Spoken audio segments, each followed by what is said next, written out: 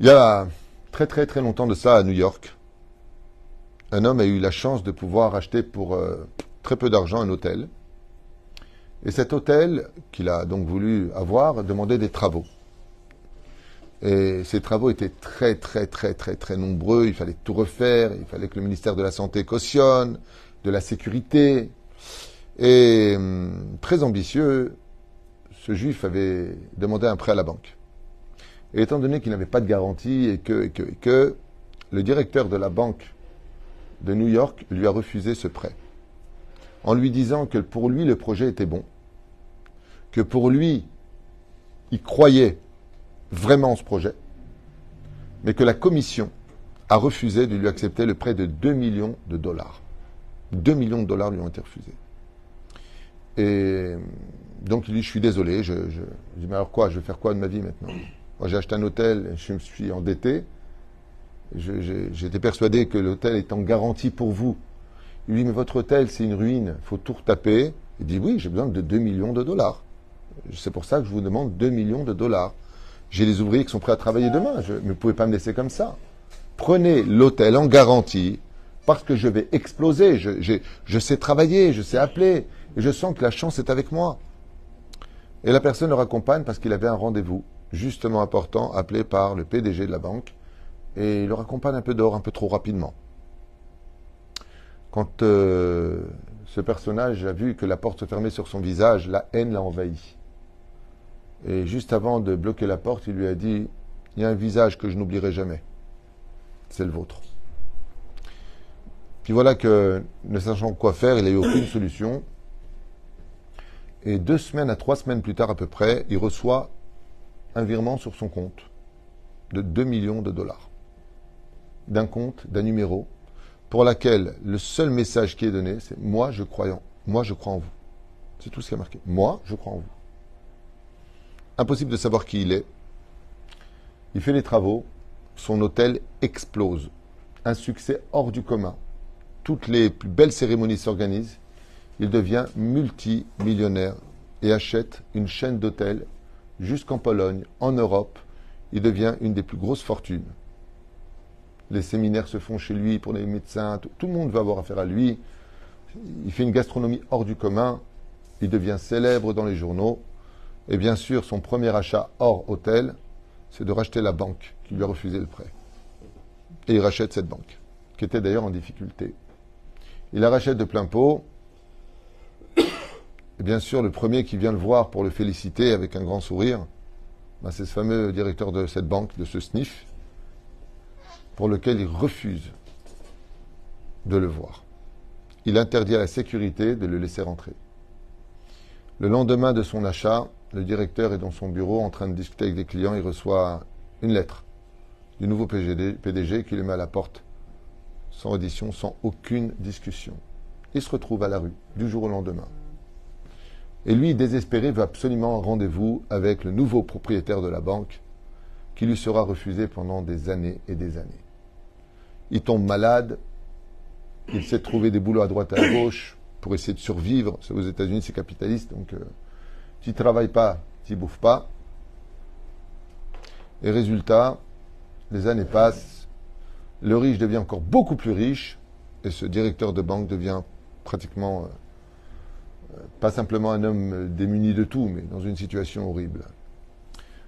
En attendant, leurs enfants respectifs ont grandi, lui a un garçon, le multimilliardaire, et lui a une fille, et la destinée va faire en sorte que les deux se rencontrent. Le fils du propriétaire maintenant de la banque rencontre la fille de l'ancien directeur de la banque. Et l'amour va éclater entre eux. Un amour fusionnel, comme si qu'ils étaient faits l'un pour l'autre. Alors bien sûr, quand va venir le garçon présenter la fille à son père, l'archi-multimilliardaire, eh bien, ça va être une belle rencontre. Et quand il va lui demander son nom et qu'il va comprendre de qui elle est la fille, vous avez bien compris que le père va rentrer dans une colère noire et interdire formellement cette union, pour lequel le fils va se fâcher avec son père, et patati et patata.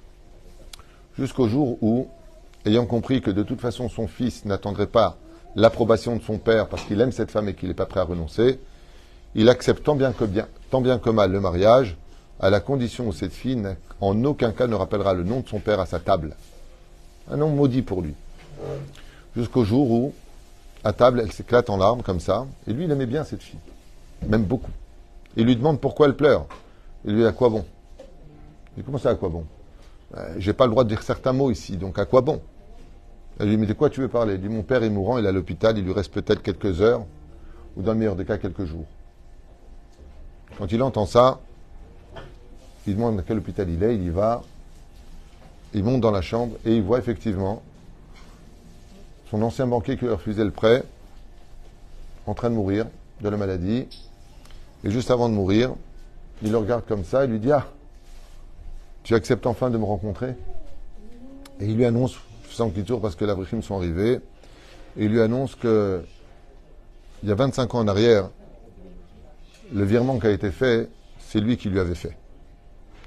Que lui, personnellement, il croyait en lui, mais que la commission, le PDG, les dirigeants de la banque ne croyaient pas en ce projet, et que les 2 millions de dollars qui avaient été virés, c'était tout simplement lui qui lui avait viré, qui avait vidé toutes ses économies, vendu ses biens, une partie de ses biens, et tout simplement pour lui dire j'attends que tu montes pour venir te voir seulement. Il ne lui a jamais donné rendez-vous en 25 ans.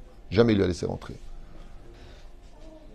Quand il vérifie, il lui dit donne-moi une preuve, il lui donne le numéro de compte, il voit que c'est exactement le même, ça, lui qui pouvait l'avoir, et il décède. Et il meurt. Et lui, il a pris de l'âge, bien sûr. Il descend avec sa canne les escaliers et il s'assoit sur un banc. Et à ce moment-là, il dit ça fait 25 ans que j'étais persuadé d'avoir raison de le haïr, alors que tout ce que j'ai mangé, toute ma réussite, je la lui devais. Il suffisait simplement de le rencontrer pour comprendre. Je me suis perdu dans ma vérité et il meurt d'un infarctus de tristesse sur le banc, en plein hiver, sur le trottoir de Brooklyn. Il meurt. Il a rendu l'âme. Il est mort par sa propre vérité. Eh bien, n'oubliez pas tout ça. N'oubliez pas toutes ces réflexions. N'oubliez pas tout ce que nous sommes. C'est très souvent l'émotion de notre injustice ou de ce que l'on a fait ou de ce que l'on attendait de l'autre qui vont nous enfermer dans un univers tel que, en réalité, s'il y avait eu du dialogue, s'il y avait eu de l'objectivité, sans émotion, sans parti pris, prendre du recul. Comme je le dis souvent, quand vous avez des conflits, allez en parler à un chacham, une personne intelligente et sage, qui ne vous connaît pas forcément. Parce que lui, il ne va pas prendre parti et il vous dira où était la vérité que vous n'avez jamais été capable de voir. Parce que vous étiez enfermé dans vos yeux, dans vos réflexions, dans vos émotions. Voilà ce que vient nous apprendre en clin d'œil cette paracha si extraordinaire, qui est loin d'être une histoire. Alors là, on en est où? Ah, les frères, ouais, dans le puits, ouais, j'ai vu le film. Non, c'est pas un film.